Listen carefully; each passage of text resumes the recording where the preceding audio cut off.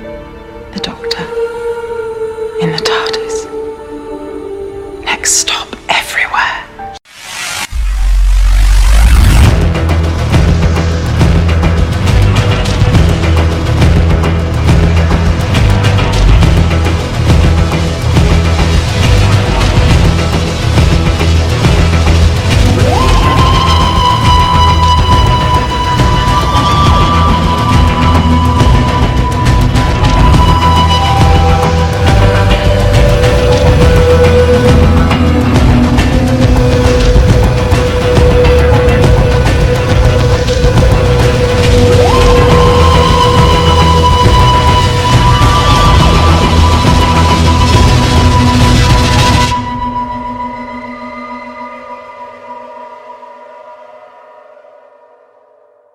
Hello again, everyone.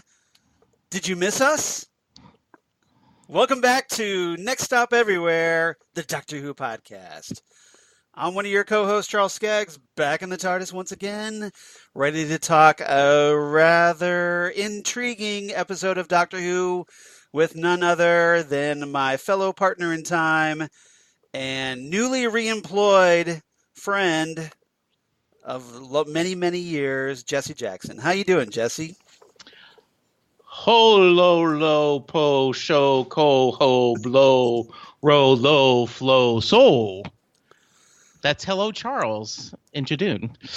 Judoon. Yes, I am great, Charles. I'm going to let you do your things, but then you've got to tell me. Yes. You slipped that you were spoiled.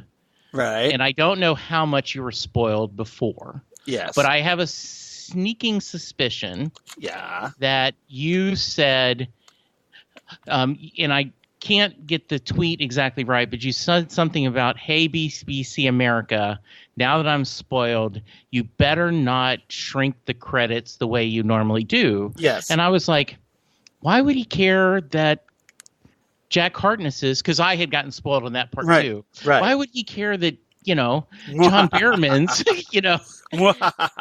and so, yes, and they did not shrink them. Yes. Yeah, yes. So hopefully they listened to me this time. Yes, absolutely. Because, and you understand why I said that. I tweeted that. So, because, of course, hey, it's only a little thing like introducing, an actress that we'll talk about, Jo Martin as the Doctor. That's all. No big deal. So we have possibly a new Doctor to talk about. So this is obviously a big episode here at episode 169.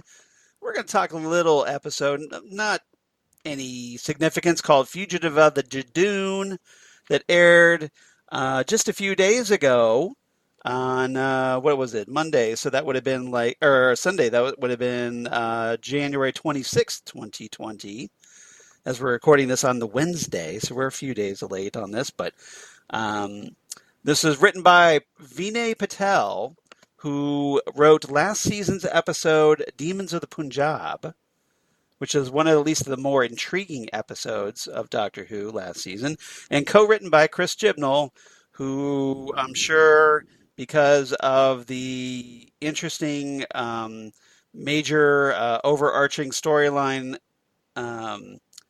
contributions, that's probably what he gave to the script. Directed by Nita Manzoor, who directed the previous episode, Nikola Tesla's Night of Terror.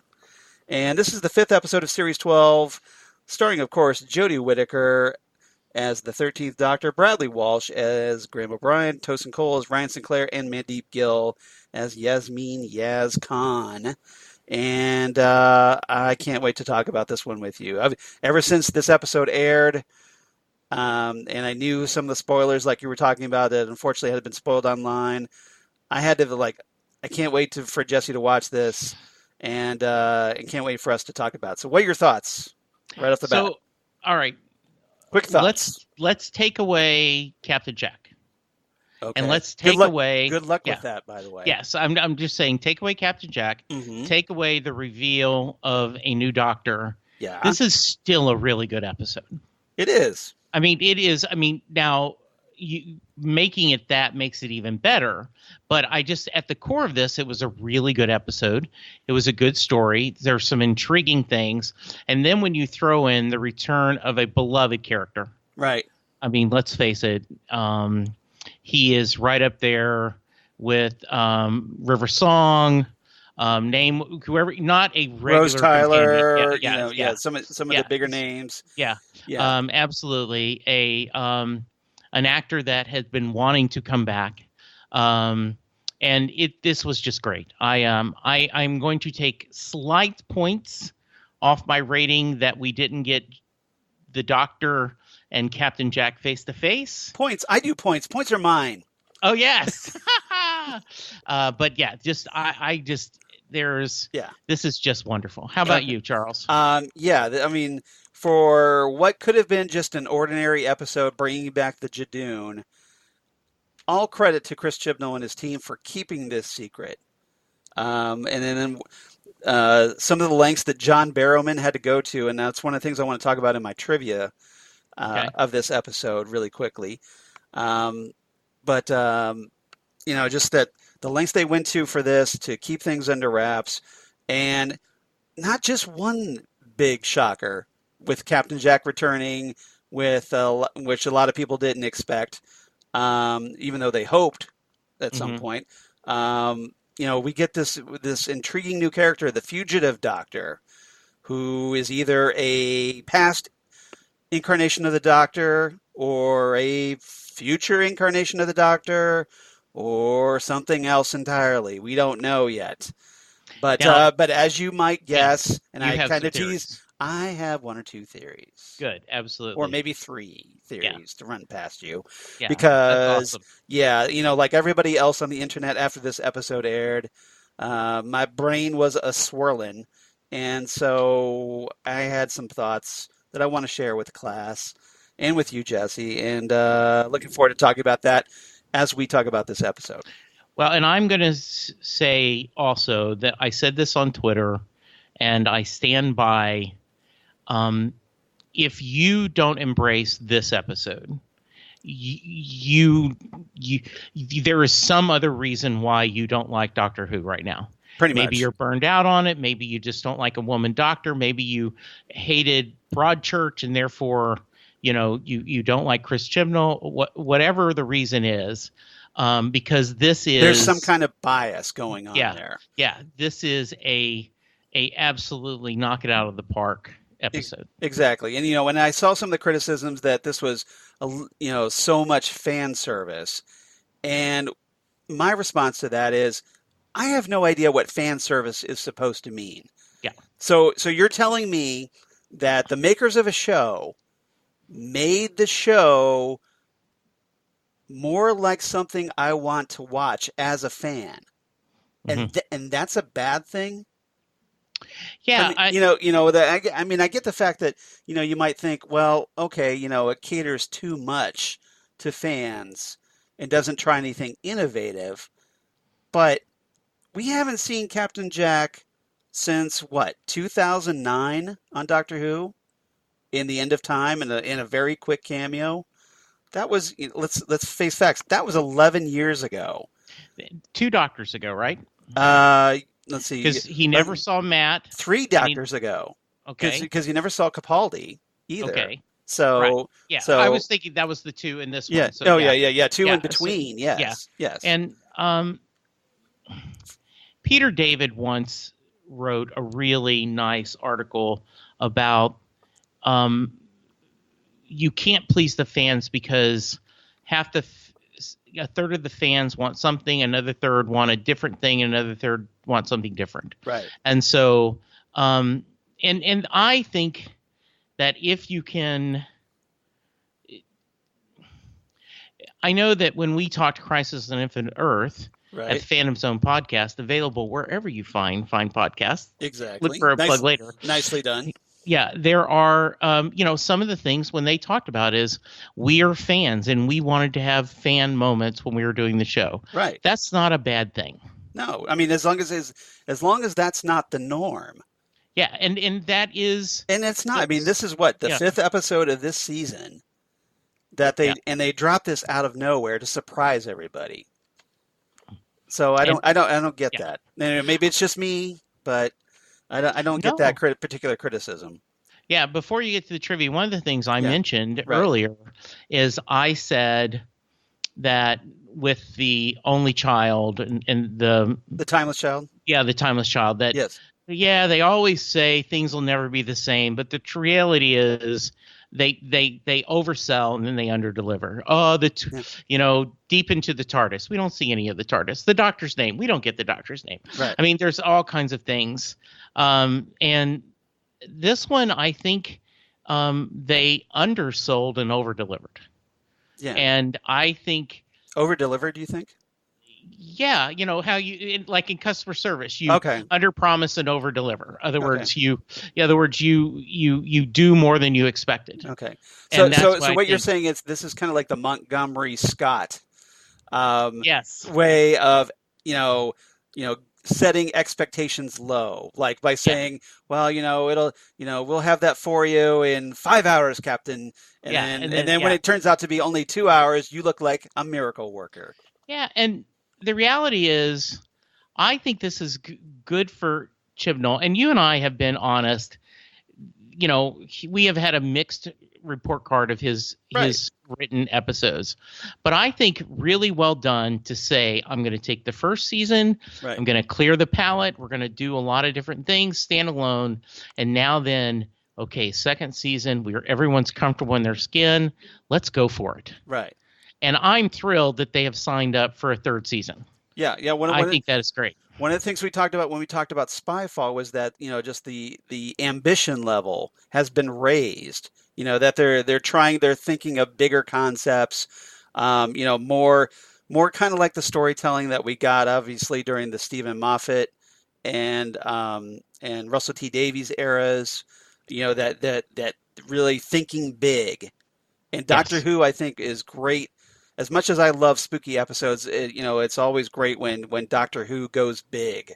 Yes. And I think, episodes like this, especially when they fly under the radar and then really hammer you, are just it really makes an impact in this case. And obviously we have a lot to talk about. Sheriff, we have a lot to talk about as we talk about on Ghostwood. Let's move it along. Yeah, let's move along. Yep. Let's move along. So really quickly, because we got, like I said, we got lots to cover here, as you might expect. Guest cast, obviously John Barrowman as Captain Jack Harkness. I don't think I need to go into his resume, do I? No. I mean, if nothing else, especially if you're a fan of Arrow, where he played Malcolm Merlin, and he turned up on all the various DC Arrowverse shows on the CW as that character. Jo Martin, who played Ruth Clayton, or as I like to call her, the Fugitive Doctor, because we don't really have a number for her yet. I like that. I like that a lot. Because, it's the Fugitive of the Judoon. She was a fugitive. Yeah. So until we get a better name for her, let's call her the Fugitive Doctor. What do you think? I like it. Yes. All right. She was actually in the movie Batman Begins, if you can believe it. She played a police prison official in that movie. Okay. And, obviously she's done a lot of other British television. Something else you may recognize her from, the show Wizards vs. Aliens, which was a show also created by Russell T Davies. Okay. From Doctor Who fame, obviously. So you may know her from there. But, we need to definitely talk about her. Neil Stook played Lee Clayton, her companion/husband. And he was the villain, the Crooked Man, in a Big Finish audio adventure for the Fourth Doctor, Tom Baker, called by that same name, The Crooked Man. He's also been in episodes of Tom Clancy's Jack Ryan. I believe that's the Amazon Prime Jack Ryan series. I think it is, yes. And he's also in the movie Sliding Doors, interestingly enough. Ritu Arya as Gat, who we find out is a member of the Time Lords, but I thought they were all destroyed. So what's up with that? Well, we'll talk about that, obviously. She's going to be in the second season of The Umbrella Academy, which is the Netflix adaptation of the Dark Horse comic book series, which I really enjoy. and would love to talk about it on the Phantom Zone podcast one of these days with somebody. Sherlock, he's also Ritu has been also in Sherlock: The Sign of Three, that episode, and also on the TV series Humans. And then, of course, we got the return of Nicholas Briggs as the voice of the Judoon. So how cool is that, kids? I think it's going to be a lot of fun. Absolutely. And great cast. And obviously it sells the really, really cool episode. So trivia, really quickly. I talked about John Barrowman. What he had to do to help sell this, keep this under wraps. He went to such lengths. I mean, some of you probably already know this by now, if you keep up on the Doctor Who news. But apparently, for those who don't, Barrowman had to fake a house renovation in Cardiff to keep it secret that he was filming for Doctor Who. And to keep up the ruse, Barrowman actually carried out the renovation. So whatever money he made on the guest stop, he spent on and more doing a renovation. Let's see. Okay, I'll come back to Doctor Who, and by the way, I need a new mini bar in my living room or something. Yes. Yeah. Who knows? I don't know how that worked out, but I'm just glad he was back, and I'm sure a lot of people are happy about that as well. So let's see here. So before we get talking about the Fugitive Doctor later in our third topic this time, I do want to mention that apparently Chris Chibnall publicly stated in the Daily Mirror newspaper that Joe Martin is the Doctor, whether you like it or not. He said, quote, "The important thing to say is she is definitively the Doctor. There's not a sort of parallel universe going on. There's no tricks. Joe Martin is the Doctor. That's why we gave her credit at the end, which all new Doctors have the first time you see them. John Hurt got that credit." Unquote. Yes. So I saw that. So that was something that obviously a lot of us starting off the week were going down it has to be a parallel universe Doctor, right? That's a natural way to go. That's where I was going. And this caused me, now presuming he's telling the truth. Yes, the Doctor lies. And I have no problem with a show creator telling a untruth to serve his story. I don't care. Yeah. So, but presuming he's telling the truth, and I think he is, and that's all we have to go on to this time. So that has caused me to reevaluate my theories, but I do have new theories to share. Good. So we'll talk about those. So let's get started. Got a lot to talk about. So topic number 1, let's talk about the Judoon. The Judoon platoon by the lagoon, or near the lagoon. And let's also throw in the mysterious Commander Gat as well, because apparently the Judoon and Commander Gat are working for some mysterious person. They were hired because the Judoon are essentially rent-a-cops. And so what are your thoughts on the return of the Judoon after a very long absence on Doctor Who? I like seeing them. They are a fun villain because in their mind they're not the villain. Right. They're the police. They're just ultra conservative. You touch an officer, sentence, destroyed, sentence executed, sentence carried out. Right. They're a fun, both in their spacesuit and then when they take it off. Their big helmet. Their big helmet. It's just really good to have them. I want to know where they keep their big helmets when they're not wearing them. I would think it's because they would have to okay, somebody's gonna have to put this back on the ship because this thing's way too big to just lay around. I think it has a technology where it folds. Oh, kind of like Robert, Tony Stark's Iron Man. It's all collapsible. Yes, that's what I'm thinking. Okay, good. It was great to see. The Commander is very interesting. Truly comes across as one of the arrogant Time Lords. Right. once you know that's who she is. Commander Gat, yeah. Yeah. And I would like to know more about her, the background.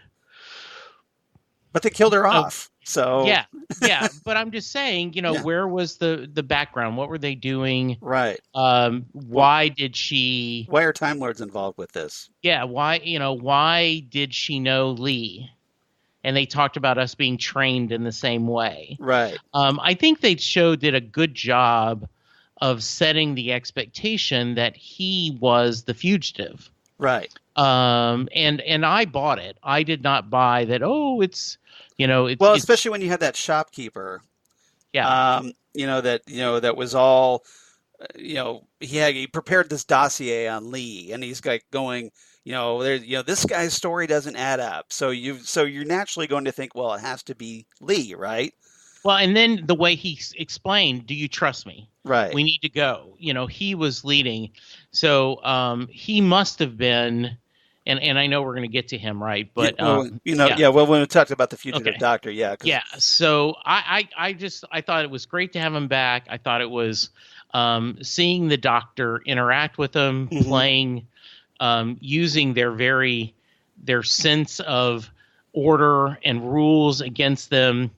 Yaz got a nice little moment where she's like, "Yeah, I'm the local policeman, and you're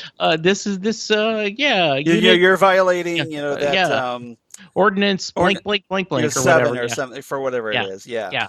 That was. How about you, Charles? Now, I really, the Judoon weren't, back in the Russell T Davies era.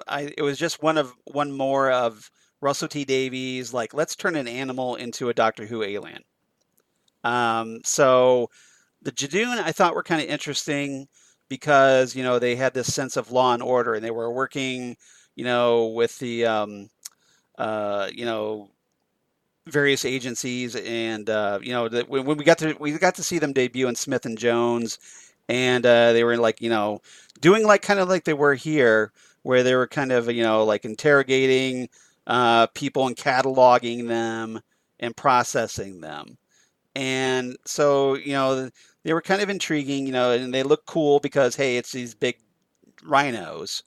And this time I noticed that, there was some controversy because, oh no, they put hair, like the strip of hair on one of the Judoon. And, that there was a big controversy, like, whoa, why does the Judoon suddenly have hair now? Well, as it turns out, this particular Judoon captain is female. Yes.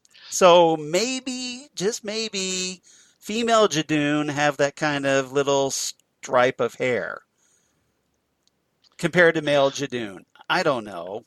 Yeah. But is it really, a deal breaker? Because, hey, you've seen some rhinos. Some of them have hair too. Yeah, and, exactly. Hey, it's an alien anyway, so who cares, right? Exactly. Fandom. Yes. I mean, you get so focused on such trivial nonsense sometimes. I love you, but you drive me crazy sometimes. Yeah, this is not original the original series, and then when we go to the Star Trek movies, the Klingons all of a sudden, oh my goodness. Yeah, they're okay. Yes, that is night and day. This is close enough.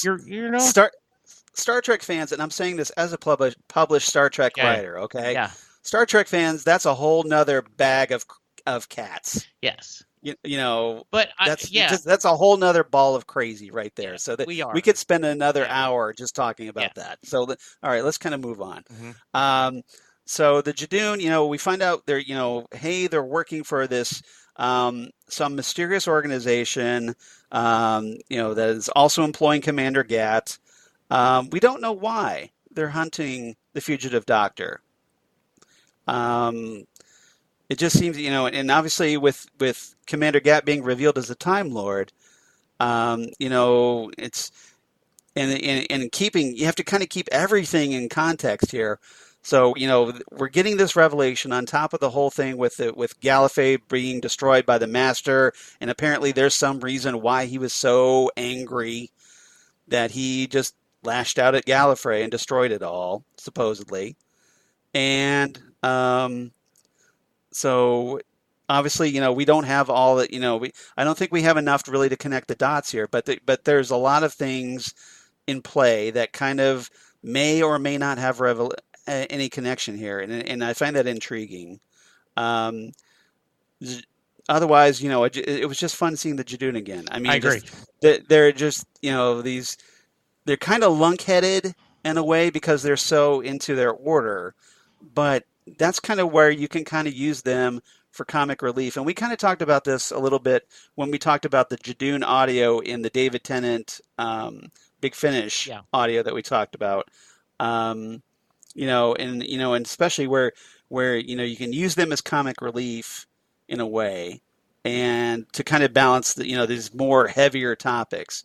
And I like the idea of like, okay, there's these big space rhinos. They're just showing up in this little town called Gloucester, England, which I was fortunate enough to visit when Lori and I were in England. So I got to see that big cathedral, the one that everybody says, oh, hey, that's where Harry Potter was filmed. Mm-hmm. Yeah, we saw that. Nice. So that's kind of cool. So this is kind of after the fact that we've been there that I actually visited a Doctor Who location. So nice. Yay! Yes. It's a retroactive Doctor Who location. Very timey-wimey, but yes. Or very timey-wimey, nice. Exactly. Yes. So good.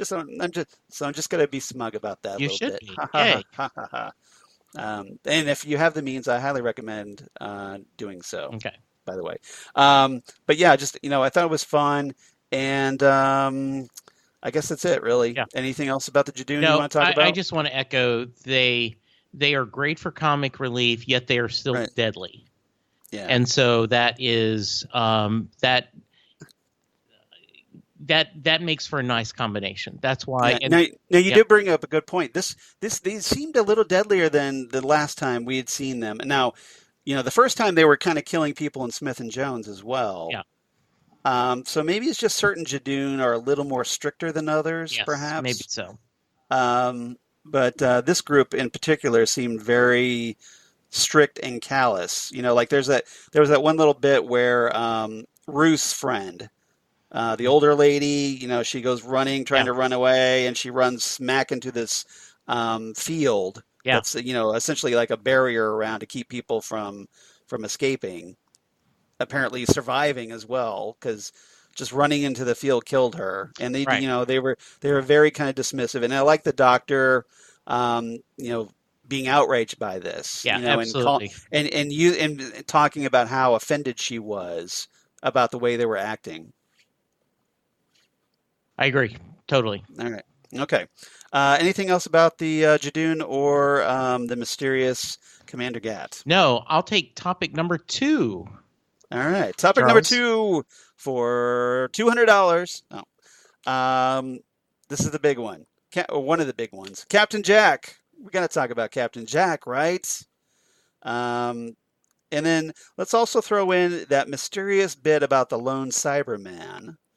And that mysterious alliance as well. So lots of mystery surrounding Captain Jack. We don't know why he's back, why he's warning the Doctor. And, what this mysterious alliance is that he was talking about that threw something back in time to defeat the Cybermen.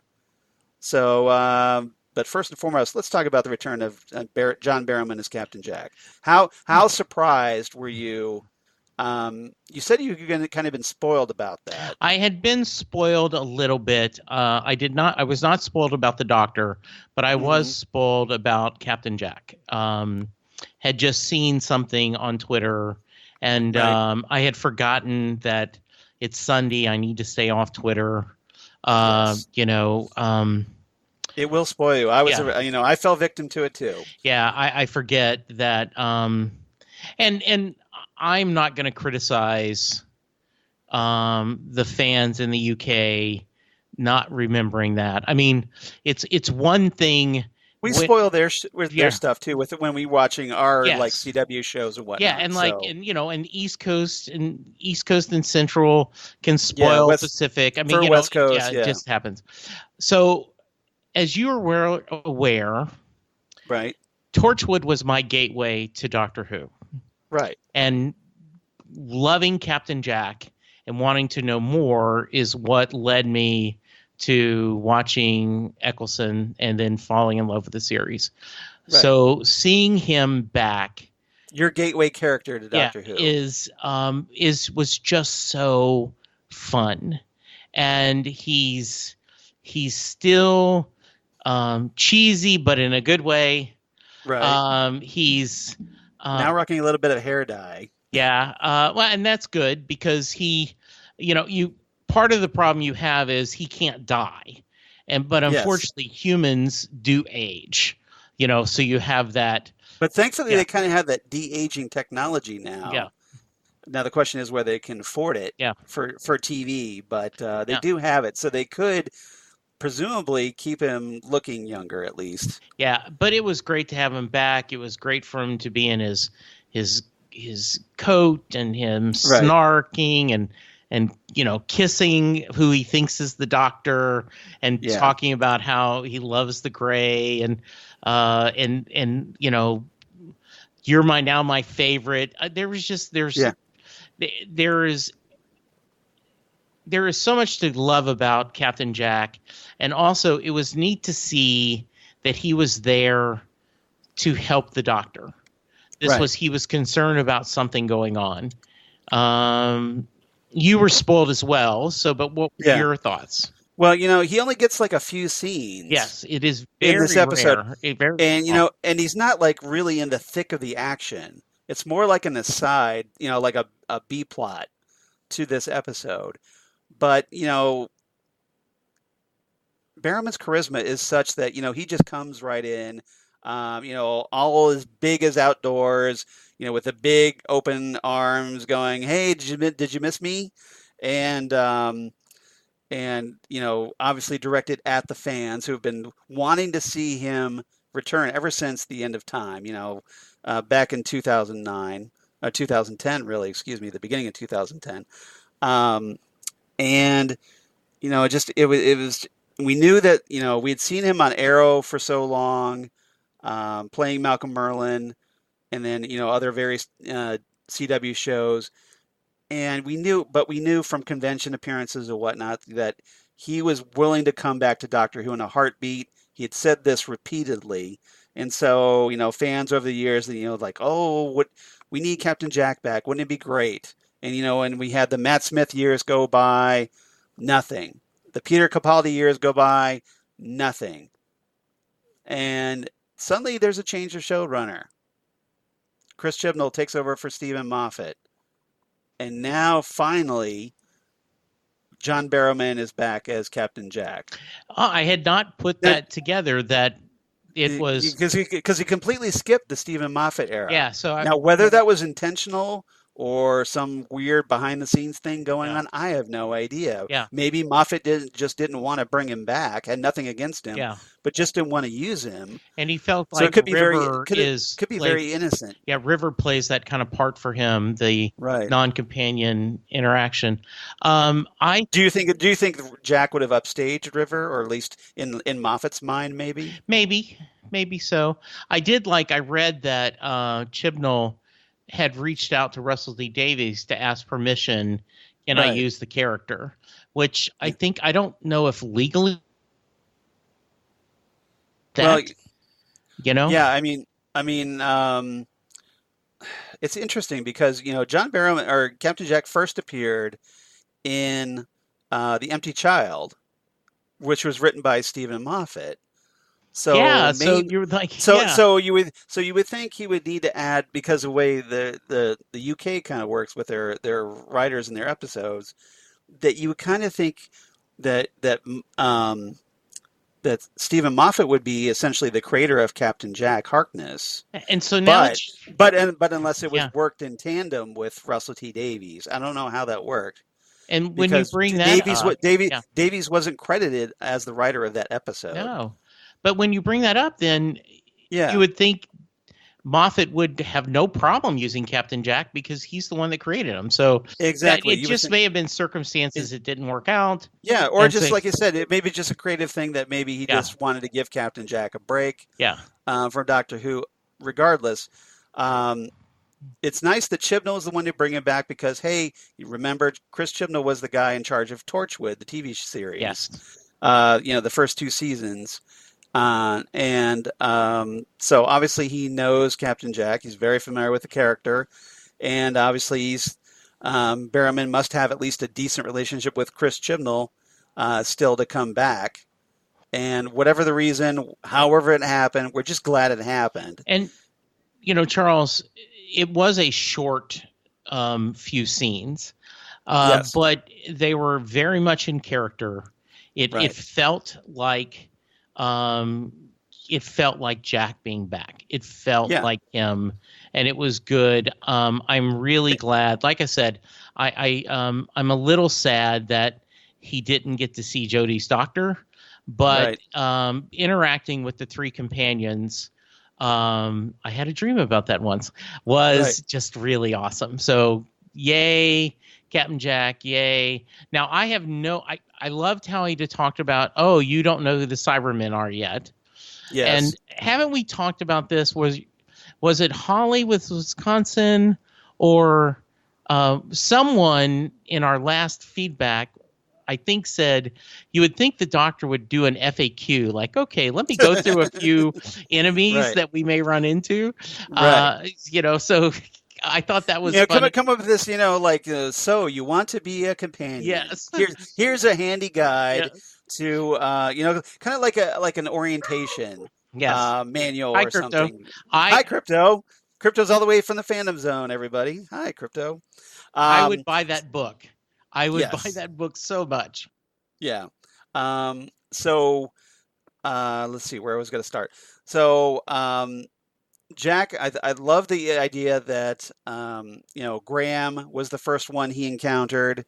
He kind of scoops Graham up. Thinks Graham is the doctor, so there's a little bit of confusion because. Graham tells him, well, I'm not the doctor. The doctor is a woman now. And then Jack gets this big grin on his face, like, oh, I've got to see that. And a couple episodes ago, there was some of the fandom were upset that you're talking about Mr. C. That he immediately thought the guy was the Spyfall, doctor. And I just think that was. The doctor has been a man, so that makes sense. I loved seeing that. I loved his interaction with them. And I don't know. Jack has never interacted with the doctor as nothing but a man. So that naturally, that's where his impression would go, I would think. And you wonder why? How does he know something from the future? Is that why he's warning the doctor? Where this warning comes from. The rumor is he's not coming back this season. I hope that's a misdirection, that we do get him on the season finale or, the year finale. I think it would be great to have them tie up that knot. If we don't, I'm okay. I'm not going to be greedy. But I think that was it's another mystery that they've thrown on to us for this season. Right. Now, what Chibnall has said is that Jack is not coming back in Series 12. Now, that's an interesting turn of the way he phrased it, because that kind of leaves open the idea that if there's, say, a Christmas special or a New Year's special, didn't discount that. That's not Series 12, technically. So presumably he could return in the holiday special, whatever it turns out to be, or at the very least, presumably he'll turn up in Series 13, which we know is going to feature Jodie Whittaker. So Chibnall's playing the long game here a little bit, and that's good. And if he knows that he and Jodie are locked in for this season and the next season, I think that's not a bad thing to play it and maybe set something up this year that you pay off next year. I think that could be good. Yeah. Now, I know a lot of us were kind of disappointed. Okay, Jack didn't get to meet the 13th Doctor. That's going to go without saying. I know a lot of us were. and that's understandable. But I'm okay with it because of this, this implication that Jack is going to be back. This isn't just him showing up for one episode and we'll never see him again. Remember, he made that comment. Tell the doctor that I may not get to see her for a while, something to that effect. But when I do, when she really needs me, I'll be there. So that kind of tells me that pretty strongly hints that, Jack is going to be returning, presumably when it's either like a big event, like say, oh, hey, a holiday special, or something big in Series 13. We don't know. Or even if Chibnall's lying, he could turn up in the season finale for all we know. So he'll be back. So everybody just kind of needs to relax a little bit, I think. As I wait for Jesse to turn off his mute. Yes, I do. Yes. And yes, that was, I'm okay. I want him, but that's just because I'm greedy. It's the same reason we both want another season of the Watchmen, even though Watchmen, it's just because we're greedy, Even though season 1 was just perfection, yes. So we'll see what happens. But I think guys, relax. Captain Jack's going to be back. I agree. So and he will eventually meet the Doctor. Just everybody just kind of needs to wait. This is just more of a tease than anything. It kind of it's setting things up. Jack is teasing the mystery of the lone Cyberman, and I'm sure there'll be a payoff. Because that's how writing works. It's called foreshadowing. Yes. So, as a lot of you know. So, all right. Anything else about Jack? Oh well, let's talk very quickly. The Mysterious Alliance. Let's talk about that really quickly because Jack, before he gets transported away, before the nanogenes, and how fun was it that the nanogenes are back with Captain Jack? He makes a comment that with the Cybermen, apparently there's like some alliance that sent something back through time to deal with the Cybermen. Mm-hmm. Question number 1, what do you think that is? And obviously the bigger question, which I don't expect an answer for, who sent whatever that is back to get the Cybermen? Yeah, and it's almost one too many mystery. Like, okay, I got this. Yeah, so it's good. Yeah. Mm-hmm. Yeah, so everybody break out their big murder boards. Yes. With like the yarn that's stretched across all in different directions, and you get to be that internet, that meme of the one guy that's pointing and all looking crazy. As you try to piece this together. Do you have any theories, or have you got all your theories saved for just the fugitive Doctor? Well, my theory, I guess this kind of leads into our next topic. My theory is that the fugitive Doctor was what the Alliance sent back through time. Okay. To deal with the Cybermen. All right. That's my theory. Now, who the Alliance is, I'm kind of hoping, because if Jack knows about it, wouldn't it be cool if there was like some alliance of, say, ex-companions? Yeah. I mean, I have no knowledge of this, but it would be a cool idea that we could see a bunch of old companions again. Yes, I would love that. And Jack being an ex-companion, that he was be the perfect connection to that. I think that would be a lot of fun. But who knows? Who knows who the Alliance is at this point? There's nothing to even hint at what they are yet. Got it. All right. So that kind of leads us into a third topic. This is the big one, so strap yourselves in, kids. We're going for a ride. And we're going to talk the Fugitive Doctor, or as some have kind of joked online, Dr. Ruth, if you will. I see what they did there. That's nice. Yeah. It's Dr. Ruth. Yes. But yeah, so let's talk the Fugitive Doctor, because I think Fugitive Doctor is a cooler name. It's kind of like the War Doctor. That's why absolutely. I latched on. I saw it online. I latched onto it. I like Fugitive Doctor. So we kind of start off, this episode with just an apparent ordinary Earth woman by the name of Ruth Clayton. It's her 44th birthday. Things are good. She's essentially some kind of tour guide in Gloucester, and she's got her husband Lee, and everything seems kind of normal with her until the Jodoo show up. And the Judoon, we find out, we think the Judoon are trying to track down Lee. It turns out, oh, hey, they're going after Ruth, who, as we find out through the course of the episode, is far more than she appears.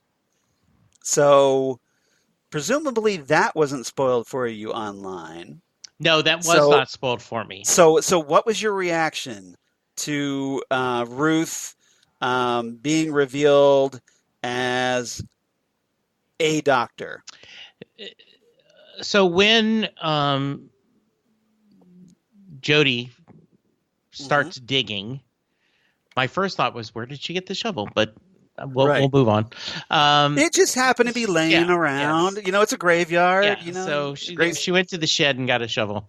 Yeah. And you saw there had to be one lying around the lighthouse somewhere, right? So you see the police box. Yeah. And or maybe it's a doctor. Maybe she just pulled one out of her coat pocket. Burp. And you see the fugitive doctor. Okay, yes. Let me start at the beginning, right? And right. I just was like, oh my goodness. Well, how delicious is this? Now, I thought a little bit of the Christmas special, The Next Doctor, right?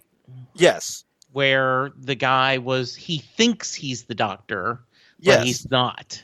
Jackson Lake. Yeah. Yes. And so I thought of that first, going, is this something going on?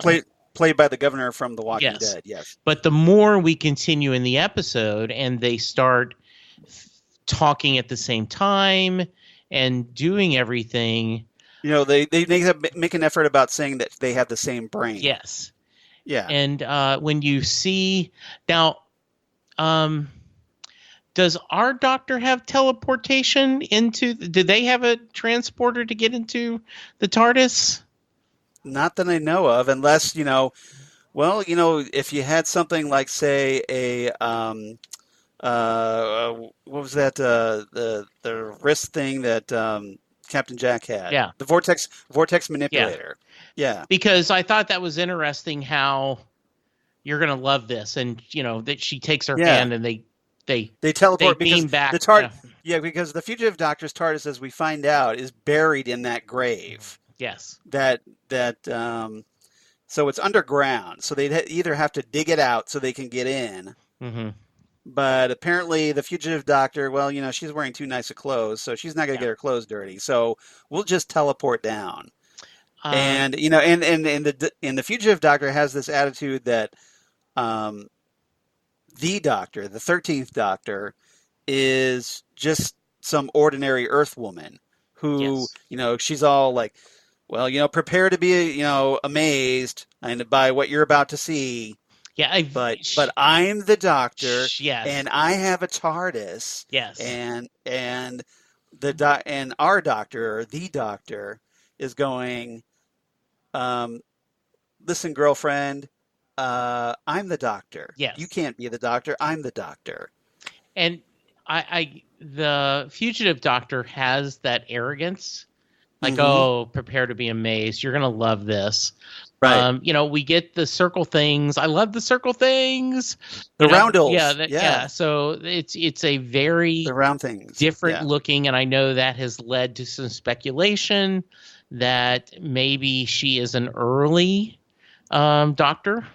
We'll talk about that. Yeah, we'll talk about that. So So before we get into the theories, because we are going to cover these, honest, I promise, because otherwise I will just go bust if I don't talk about these. So my reaction to the fugitive doctor is that I'm a little concerned by this doctor, because okay, this doctor is arrogant. That's fine. I'm cool with that because most of the doctors are arrogant, if not all of them, to some extent. But this doctor seems to have an eagerness for guns. She's quick to go to the guns. Like it's something we really haven't seen since the War Doctor. And obviously, this is something where the doctor, we know the doctor has this kind of strict anti-gun policy. She or he may use guns, but never to fire them and try to hurt somebody with them. It's more of a tool if they need it, but certainly not to harm anyone. But this fugitive doctor seems perfectly willing to harm people and kill people with this big gun that she has. So what did you make of that? She's not quite an evil leaper. Right. To throw to a use reference. a quantum leap reference. Yes, that once again are timely cultural references. Right. Oh boy. Yeah, I see what you did there. But I was a little disturbed by that too. I was also disturbed by her saying, "You don't want to point that gun at me. You don't want to point that gun at me," and then. I don't know. Once again, we're going to go back. Right. Stephen King's book, Dolores Claiborne, there was a movie based, and Yes. and Kathy Bates' character pushes her husband to make him mad. He runs, spoilers, he falls into a well and ends up dying. And Linda he fell down the well. Yes. Oh no. And Linda always says she did nothing wrong. This is, she did nothing wrong. And Yes. that's the doctor, the fugitive doctor said, I did nothing wrong. I told her not to shoot it. I warned her not to shoot it. But she didn't say, oh, by the way, the gun is turned around. If you shoot it, it's going to end up destroying yourself. This doctor has a little bit of a dark streak. Yes. And more than the War Doctor even. Of course, we saw the War Doctor at the end where he was very tired. Right. No more. floor. The whole no more. Yes. So I think that's interesting. I think that could bring, the arrogance of could the doctor become more like the master, down the road? So some have speculated that, this fugitive doctor, maybe it's like the precursor to the Valyard from, that evil alternate doctor that Colin Baker's Sixth Doctor faced during the trial of the Time Lord. Yeah. Whereas that darker aspect of the Doctor somewhere between his 12th and final incarnation that was told back then. And we've never kind of gotten a clear-cut answer for. Right. Yeah, since. It's one of the things that makes me obviously skeptical about this fugitive. There's too many questions surrounding. I mean, obviously, this is only her introduction, and it's part of a mystery. So we're not going to get all the answers at once. And if we did, we wouldn't be able to spend the last few days speculating and throwing out theories and whatnot. So with that in mind, as I set the table for this. All right. So let's, if you don't mind, indulge me for a moment. All right. Well, hang on. Let's set this up. Okay. Set it up. For all you listeners that are wondering, what can we do? Don't present make a big you theories from the TARDIS. And Charles. Now you're building this up to this big thing. It's not a big thing. Theory number one. It's just all right. So it's just some stuff. Ideas. No. It's okay. And some of this, I'm sure you've seen it on various Doctor Who forums because. Surprise, I'm not the only Doctor Who fan who's been speculating about this. So if you've seen something like this before, apologies, I'm sure I'm not the only one who's come up with some of this. But the three theories that I like right now. Okay, so theory number one. Theory number one is what I call the brain of Morbius theory. Okay.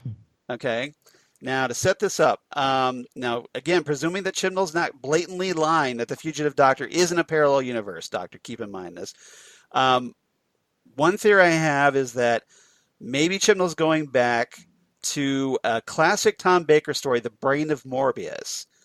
And this is something that John Takis and I discussed here on Next Stop Everywhere. So if you want to go back and download The Brain of Morbius, you can hear our discussion about this to learn more. Like kind of like, Starship Troopers. Would you like to know more? And that episode introduced this notion that where you had the scene between Tom Baker's Fourth Doctor and Morbius, where they kind of have this mental battle, and they're both Time Lords. And during that mental battle, we got to see images of, like the Doctor, and then you kind of go backwards through the Doctor's incarnations. You see the John Pertwee's Third Doctor, Patrick Troughton's Second Doctor, William Hartner's First Doctor. And then, interestingly enough, you go back further, and you start seeing 8 other faces, completely unknown faces, hinting at the idea that there were at least 8 other Doctors before William Hartnell's First Doctor.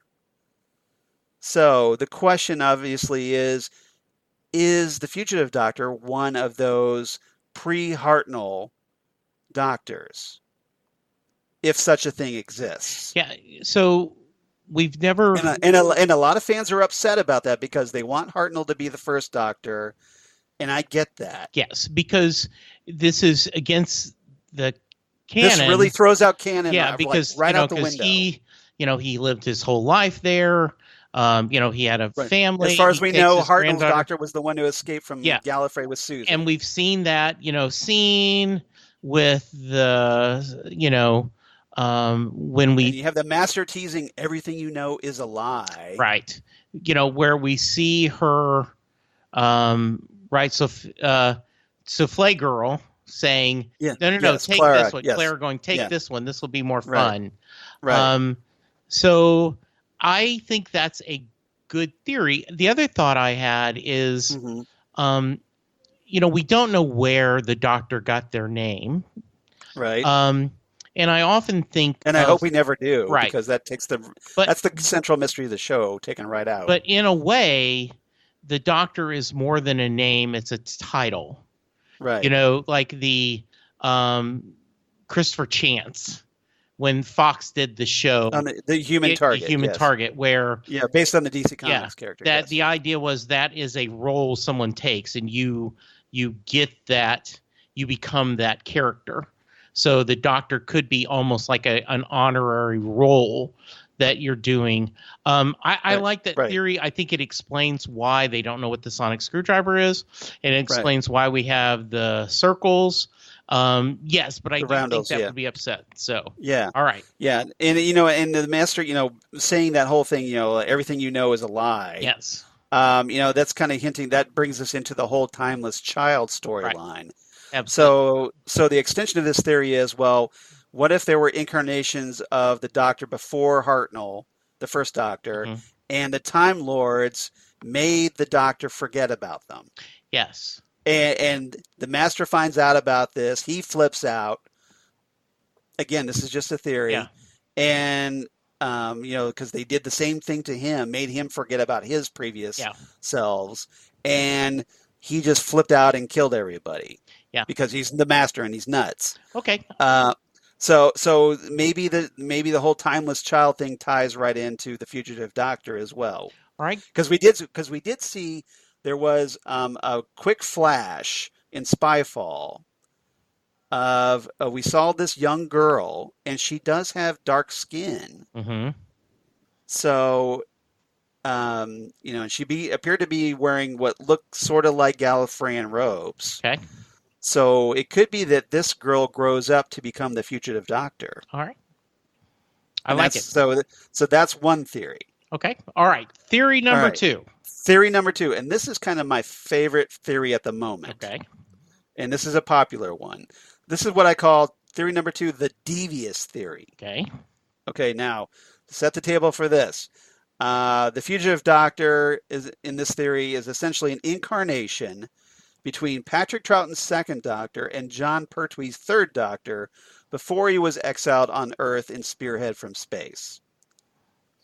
Now, the reason I call it the Devious Theory is because there was a fan film called Devious that was filmed in the 90s, but not released until 2009 as a special feature on the War Games DVD. And the War Games was the episode where Patrick Troughton's Doctor regenerates.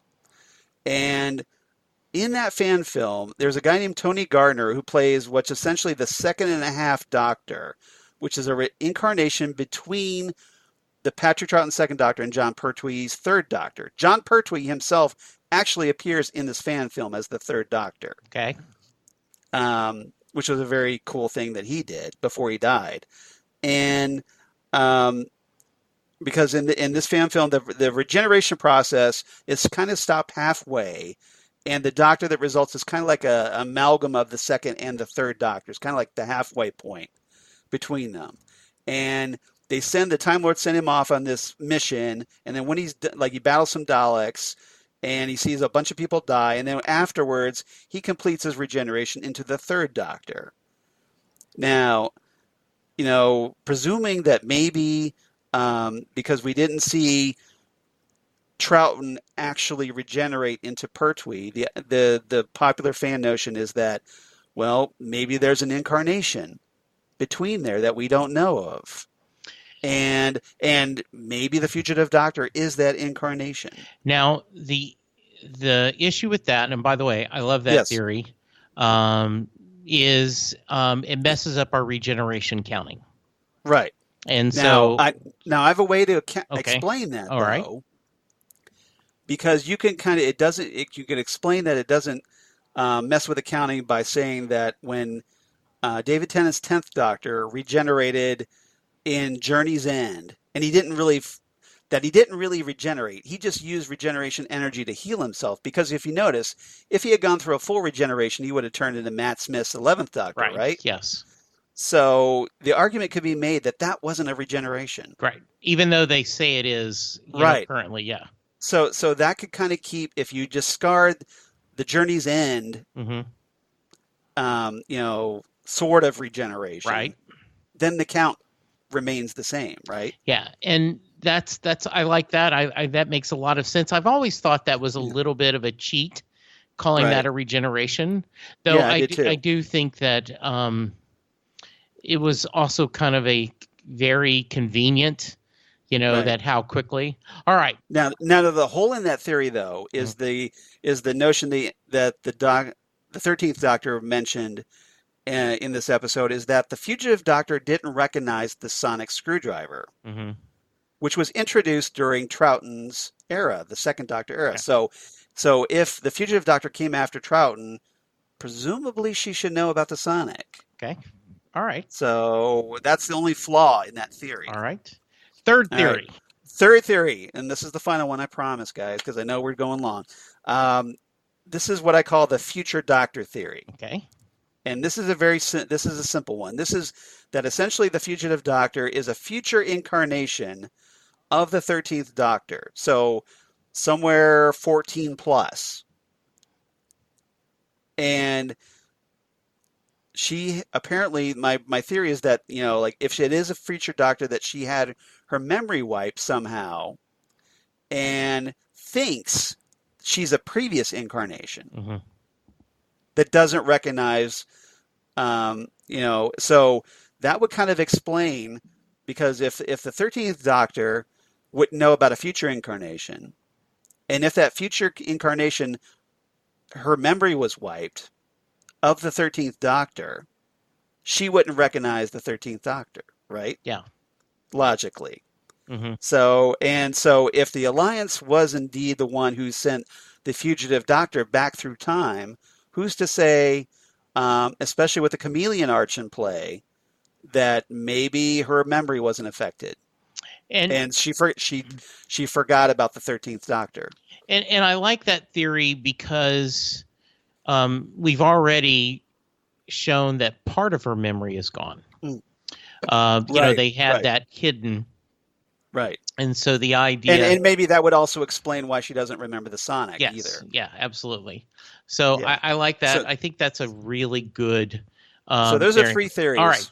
So take your pick, guys. Whichever one you guys like. Repeat them, not just the titles. Just the title. Okay, so theory number 1, the Brain of Morbius theory.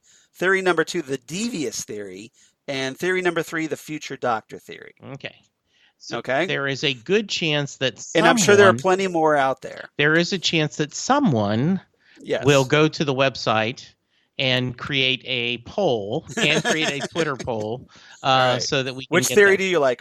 And the fourth one should be like some other theory. Yes. State it below. Yeah. Yeah. Okay. Okay. All right.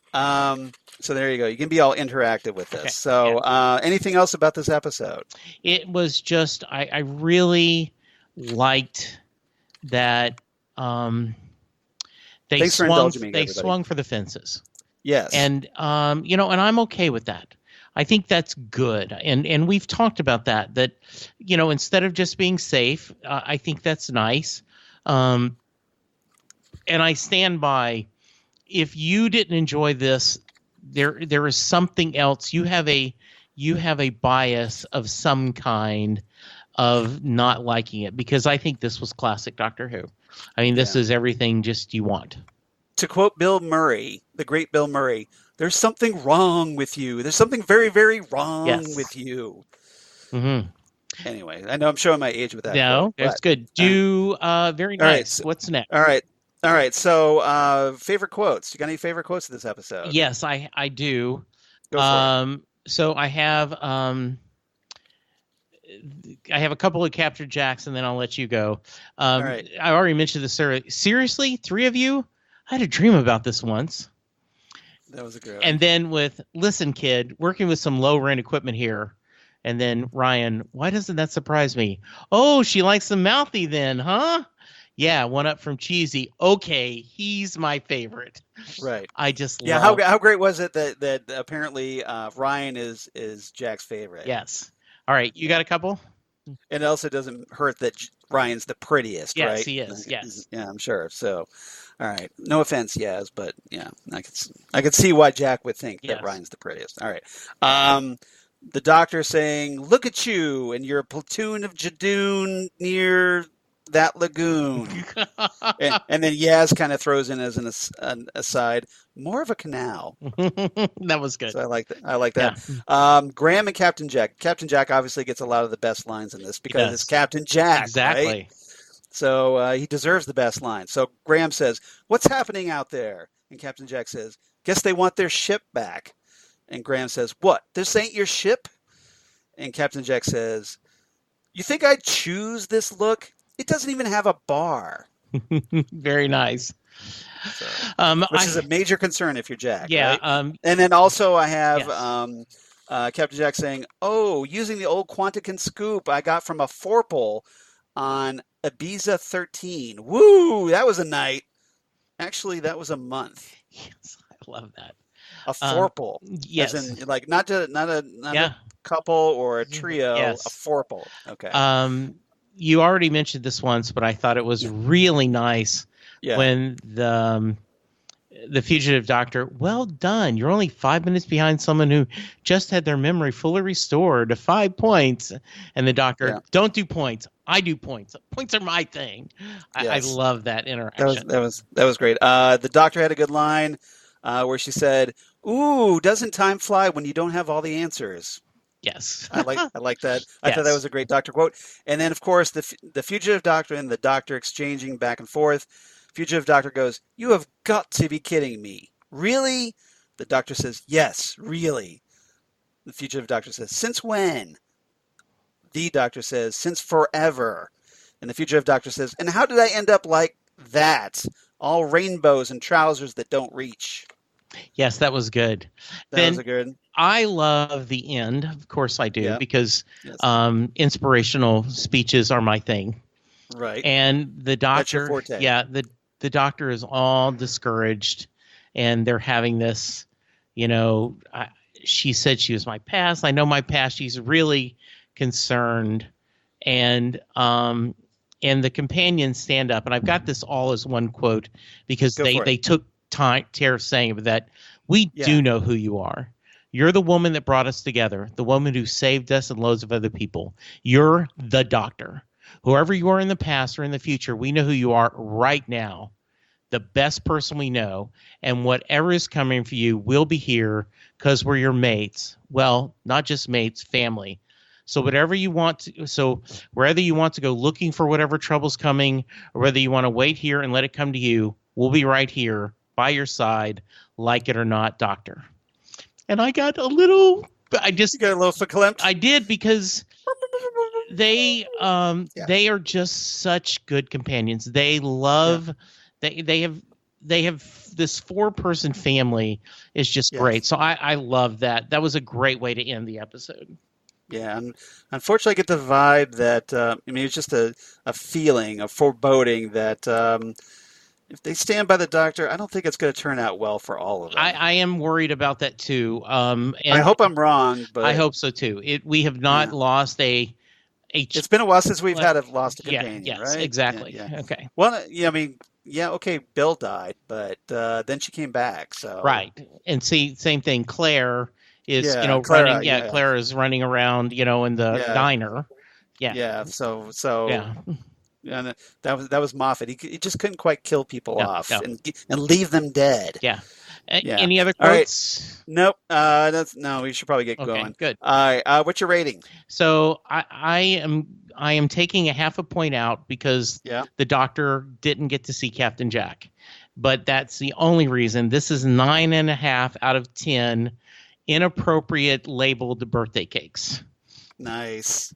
Now I also deducted because Jack didn't meet the Doctor, but we know it's coming. So yeah, absolutely. And then this, and I'm going to deduct also because we really didn't get a conclusion to the story. It's essentially it's a prologue to a really bigger story. Very fair. So I'm going to go 9 chameleon arches. Okay. So that's what I'm going with. All right. So you took 2 half points. Got it out to 9. I think that's fair. I think that is. It's still an amazing episode, and anyone that didn't really like this episode or is dismissing it. Are you sure you like Doctor Who? Yeah, I mean, and I went seriously. I went to lunch with Ken today, and he's behind. Yeah. So. So, what was funny is we're at lunch. Friend of the show, Ken Schaefer. Yeah, Ken Schaefer, yes. And my other friend, Bob, and Junior are there. Yeah. And Junior? Yeah, and so Ken looked over and he says, I have been spoiled that there's another Doctor. Right. And I said, okay, well, I didn't want to spoil that for you. And Bob goes, yeah, what? And how about Captain Jack coming back? And Ken's like, Captain Jack comes back? I did not hear that. And Bob's like, oh, sorry. So yes, he's going to catch up. So I'm looking forward to hearing what he has to say. Hey, this is what happens when you miss staff meetings. Yes. Okay. All right. Now, Charles. Yes. Even though we have been going on a little bit, sometimes you just need more. I mean, you need more Doctor Who. Oh, please, wise one. Is there a episode from perhaps in the past that you would recommend for us to go and watch? You said wise one. I'm still looking for that wise one. Is he bigger than me? Yeah. All right. For the sake of time, because we are running long and we have a lot of feedback to cover. Okay. So I'm going to keep this one short. Okay. If you enjoyed this episode, I'm going to, there's a lot of ways I could have gone with this. Obviously, you've got the Captain Jack angle. You've got, the whole chameleon arch thing you could have gone with. But let's go back to 2007 for Smith and Jones. And this is the first episode of Series 3 in 2007, written by Russell T. Davies, which, of course, this is the episode where you get a London hospital abruptly transported to the moon, along with the staff and patients. And hey, 3 spaceships land nearby, and the hospital is invaded by the Judoon. So this is the very first Judoon episode. Again, I talked about this earlier that Fugitive of the Judoon is kind of like Smith and Jones a lot, where you have the Judoon are interrogating humans, they're cataloging them, and they're essentially trying to find a fugitive, a non-human criminal, who turns out to be this old lady named Florence Finnegan, who turns out to be this alien called a plasmavore. So essentially, yeah, it's a character that's posing as human that turns out to be something else. So kind of like the Fugitive Doctor, right? And this also is big because this is the first Martha Jones episode. And obviously, we're on record of being huge Martha Jones fans here on Next Stop Everywhere. So without going any further, because I know everybody's seen this episode, they love this episode. Go watch Smith and Jones, and I think you'll enjoy it. Also, in honor of Captain Jack coming back, BBC America is doing a whole a Jack's Back marathon. Yeah, marathon. And so I went in and taped them all, even though I've seen them all and everything. And I was like, oh, that'll be fun. So absolutely. Yeah. See, this is why I have the Blu-rays. Yes, absolutely. I don't have to do that. I can watch them anytime. Yeah. All right. Okay, so listener feedback. Good. We have now we have 4 that I want to talk about. So maybe I could do a couple, and then you could do a couple if you want, or we can alternate, whatever you want. Yeah. So note, my computer lost the password, and I never can remember. So I know. Write it down. I know. I will. So yes. Put in like you put in your phones in a little notes function. Yes, and absolutely. Look it up. Yes. All right. Yes. Okay. All right. So I'll try and get through these as quickly as I can, everybody, because I know you've got other things to do. So first off, we have Paul Beck from Australia writing in. It's lovely to hear from Paul because, obviously we've been very concerned about him with those wildfires going on. He writes in, "Hi, Charles and Jesse. Just wanted to email and say thanks for your kind support and wishes to us here in Australia." Well, you're very welcome, Paul. We feel horrible for your country. And all the animals and everything that's been lost down there. It's devastating. He says, "We have had a hard time with all the fires, including Linda, his wife, and myself, where we had a fire very close to where we live, south of Sydney." Which is horrible. So I'm so sorry to hear that. He said, "Your kind words are much appreciated." Well, I know they're only words, but yeah, you definitely have our sympathies, Paul. And we're glad you're okay, and we're glad Linda's okay. Yes. So, obviously things can be replaced, but people can't. So, we're obviously very glad you're safe, and I'm sure everybody out there listening is as well. He says, "As for Doctor Who, I'm enjoying the new series, but unfortunately here in Oz, in the ABC network who broadcasts it are doing it here on a Thursday night, not on Sunday. So we have to wait 4 days to see it. Very frustrating and very hard not to avoid spoilers before we see it." That's another reason to feel sympathetic toward Paul. It's horrible. And, at least with America, we only have to wait like 5 hours after the UK sees it. So I guess we can't really complain, right? It says, "Sending you both my kindest regards, Paul."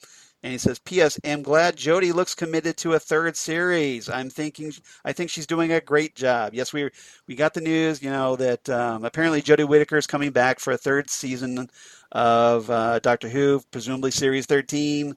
And I'm very happy about that. Absolutely.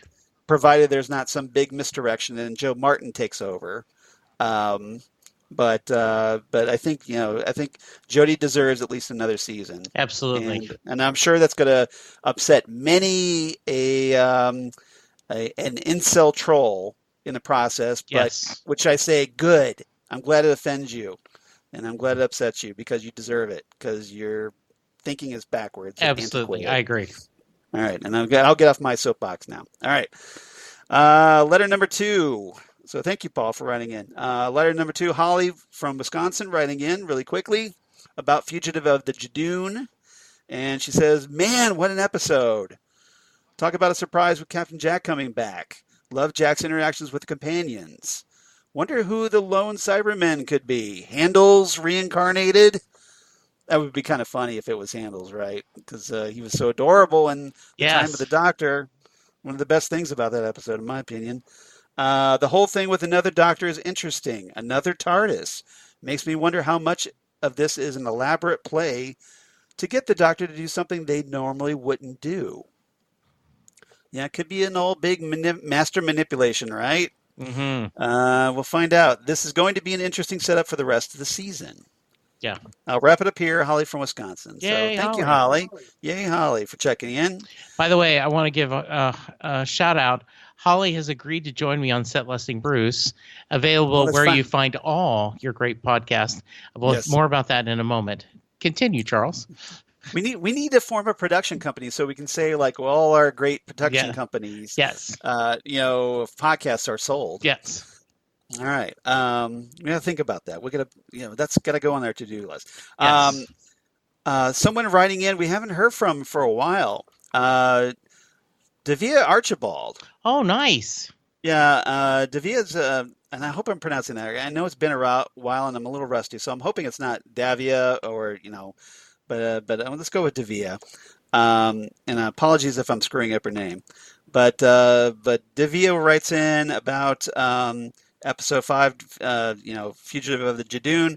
I absolutely love this episode. It had a great Captain Jack reveal, and then a new and unknown doctor. Just fabulous. I love the discovery of the TARDIS and the interaction with our current doctor. Is this the story of the lost child? I think she means the timeless child. Mm-hmm. Or a doctor from another universe. I'm intrigued and can't wait for more. Smiley face emoji. Be ever wonderful. So, Davia, you be ever wonderful. Thank you so much for writing in. It's great to hear from you. Yeah, absolutely. We're so glad you're listening. And Davia was kind enough to post a message on the Phantom Zone Twitter page. Good. Where apparently she just got done watching all of Watchmen on HBO. Oh, nice. And listened to our podcast and thought we did a really good job. So yay! And so cheers to Davia for that, and we're glad you liked our little episode discussions. Absolutely. So everybody check those out. We'll tell you how to do that here shortly. Yes. All right. Fourth and final email coming from David K. Proctor. Hey, David. And David writes in, I will endeavor to keep this short. And thankfully, yes, we definitely appreciate it, especially when we got like 4 people running. So, because yours truly's voice is about to go out. I give this episode 10 out of 10. So it had everything you want. Throwbacks to the past, Captain Jack Harkness, Space Police Rhinos. But most of all, it brings up puzzles for us to look forward to in the future. How are there 2 doctors? I am sure it is just timey-wimey, and once it pays off, we will go, of course. I look forward to hearing your take on it. Hopefully you enjoyed our take on it. Final note, this is the most excited I've been for a single episode of Doctor Who that didn't involve a regeneration. Thanks, David K. Proctor. Yay, very good. Thank you. So we heard from both Davia and David. So the D's are checking in. And David, always great to hear from you. And obviously, I think you liked it even more than we did. Yeah. Which I didn't think was possible. But you gave it a full 10 out of 10. And I certainly won't argue with that. No, not at all. It was a great episode. Very cool. So, yeah, it's nice to have a big speculative episode like this for everybody to talk about and actually remember why we're Doctor Who fans, isn't it? Absolutely. So, Charles, that was great feedback. Yes, it was. If someone else wants to leave us feedback, how can they? Well, they can do that by obviously being like Paul, Holly, Davia, and David, and write to us at nextstopeverywheresmg@gmail.com. That's nextstopeverywheresmg, that's for Southgate Media Group, @gmail.com, or you can reach out to us on the Twitter machine at NextStopSMG, or on Facebook, Next Stop Everywhere, the Doctor Who podcast, or on Instagram at Next Stop Everywhere podcast. And it's been a little while. I know I need to post something on there because it's, so I'm trying to get something up because I know it's been a little while and kind of spice that feed up a little bit. So definitely appreciate it. Jesse, how about that? Where can they reach you? So you can find me on Twitter at Jesse Jackson DFW. You can find me on Facebook under Jesse Jackson. You can hear me talk, we just talked about, on the Phantom Zone podcast, where Charles and I just finished discussing Watchmen, and we discussed with DJ Nick Crisis on Infinite Earth, and so we're debating on now what we're going to do next. So, get any suggestions? Drop us a line. Let us know what you'd like to see us talk about. Absolutely. You can, if you are a recent subscriber to the DC universe and you're catching up on the Teen Titans and Doom Patrol, Charles and I on Titan Talk podcast, we discuss that, and you can hear our discussion of that. And then you also can hear me where I discuss music, and on Set Lusting Bruce, the Bruce Springsteen podcast, where I talk to Bruce Springsteen fans from around the world, including I have one coming up next week from a very nice lady from Rome, Italy. Charles, how about you? And of course, Holly Mack. Holly. So you gotta check in for that, right, yeah, that's guys? gonna be great. Yes, you gotta support Holly Mack, all right? So all right. As for me, at Charles Skaggs on Twitter, at Charles Skaggs on Instagram, and Facebook, of course, Charles Skaggs in Hilliard, Ohio, and my blog, Geeky Things. Damn good coffee and hot. Damn good coffee and hot. Where I talk about all the stuff we talk about here on Next Stop Everywhere, including in your Doctor Who, including your Torchwood, including your Sarah Jane Adventures, comic book, sci-fi news of my other podcasts that I do for Southgate Media, including the aforementioned The Fandom Zone podcast, where we kind of wrapped up our Watchmen discussion, and we wrapped up part 2 of our Crisis on Infinite Earths discussion with DJ Nick. And so now we're kind of put that on hiatus at the moment. Titan Talk, the Titans podcast, where we talk about the DC Universe shows Titans and Doom Patrol. And hopefully it won't be too much longer before Doom Patrol Season 2 comes back and it comes in, and we can start talking about that.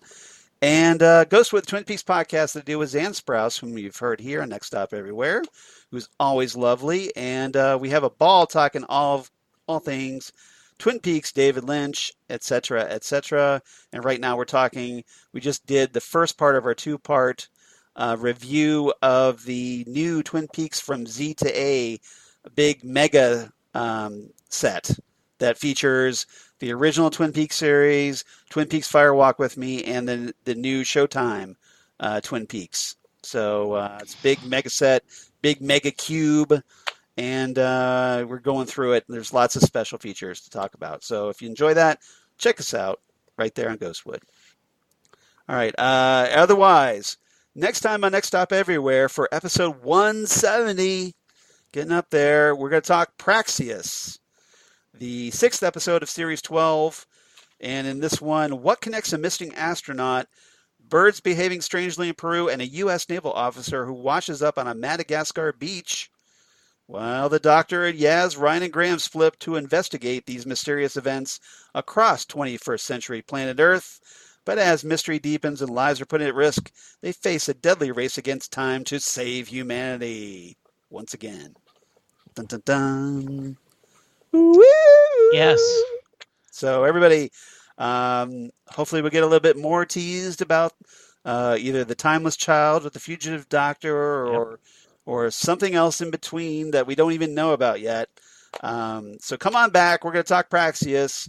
And who knows, maybe we'll have a whole new bunch of theories about the Fugitive Doctor between now and next week. So yours truly can just spat off one more time, I guess. I don't know. I love it. This was great. Thank you, Charles. It is always fun. Charles had to be flexible with his schedule this week.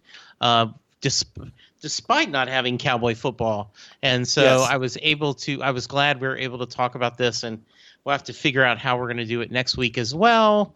But for now, we're set. Thank you. And listeners, thank you so much. As Crypto Thank you, Crypto. Thank you so much for all your feedback, and keep us coming. I think this season is going to be one of the best, so let's hang in there. Yeah, after Spyfall and now Fugitive the Judoon, if you're not excited about this season, I don't know, I don't get it personally. So I'm excited. Lots to talk about, lots to speculate about, and nothing. What better time to be a Doctor Who fan, right? And obviously, we've got you covered right here, Next Stop Everywhere, and we'll see you next time right here for Praxeus on Next Stop Everywhere, the Doctor Who podcast. Goodbye, everyone. Goodbye.